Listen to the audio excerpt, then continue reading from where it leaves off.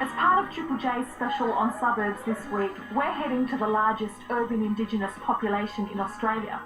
And it's not the well-known suburb of Redfern in Sydney, but in fact the city of Blacktown. The area was actually named the Blacks Town, after an Indigenous colonial settlement back in the early 1800s. The suburb of Mount Druitt is within Blacktown City. Here, nearly half of the population is under the age of 18, and so opportunities for young people to succeed can be slim. Challenges that the young Indigenous people face around here are probably, retention in school. They're not the biggest fans of school. There's not really much to do around here, so they look for silly stuff to keep their minds amused, whether it's petty crime, turning to drugs and alcohol. These guys grew up in Mount Druitt and they're Indigenous youth leaders. They're part of a youth service called Hack-Miimali House and are determined to make a difference to the statistics.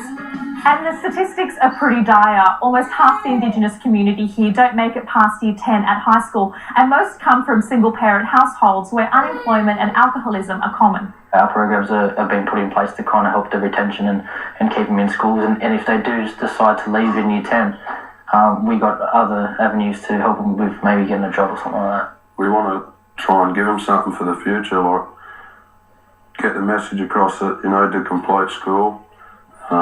And opportunities will arise from that.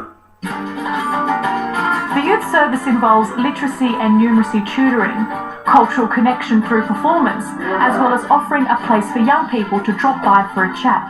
It's good to come down here talking to the boys and that, tell us stay out of trouble and go good in footy and that. What kind of things would you do instead of focus on football?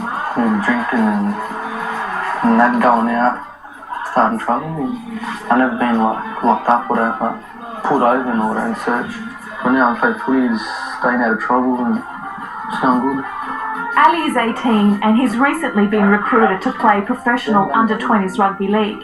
As part of his contract, he needs to hold down a part-time job. And this is where the youth leaders can offer some support. You got an interview tomorrow, Ali? Yeah. Where's that at? Blacktown, eh? What job are you going for, bro? Just a part-time pickpacking in the factory. You'll be able to juggle that with your footy and you'll be right. So have you ever had a job before? I did, but then it's never really stuck to it. But this one I am. But the work these guys do isn't limited to the centre. The trio connect with the community through visiting schools in the area. And it's all about being proud about your culture and yourselves as well. Be proud of yourself. When you're out there in the school, school grounds and that. Stick up for one another. Look out for each other, and always be proud to say that you're Aboriginal, that you're Koori. Never back down about it, because it's something to be proud of, boys.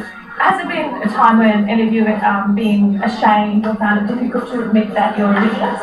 I don't think it's been a time where I've been ashamed about it, but I guess you could say it's been times where it's been difficult.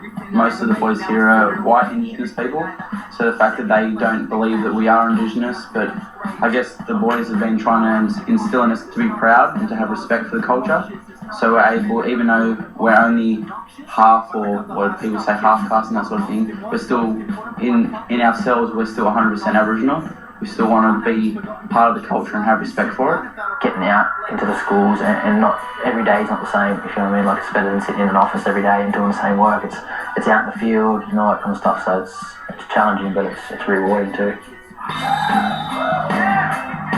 So where have you brought me tonight, Brendan? I brought you to the Penrith Panthers NRL local ground. That's where the local under-20s team trained. And what kind of opportunities does Ali have compared to what situation he was in before? The chance that he got today that he could make Penrith, any NRL team, and make a big goal in his life, just to improve other Indigenous kids' lives too. If one person out of 10 make it in the Mount Druitt area, I think that's a success, and he's one of the kids I think that can make it. So that's why I bring him up here.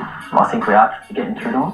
I think there's times when you don't think you are, and there's like little snippets of you see the kid changing, whether it's his behaviour in school or just his work retention and how much work he does, that kind of stuff. Just seeing how they've improved over time. Not too long ago he couldn't count, couldn't read. They think, I can't go to university, I can't do that because no one around them has. Maybe mum and dad didn't go to university, so you think, and just for them to break their mold as well, and just for the stereotypes to kind of dwindle out, where we can, Aboriginal people can be counted for the right reasons, rather than being a bad statistic.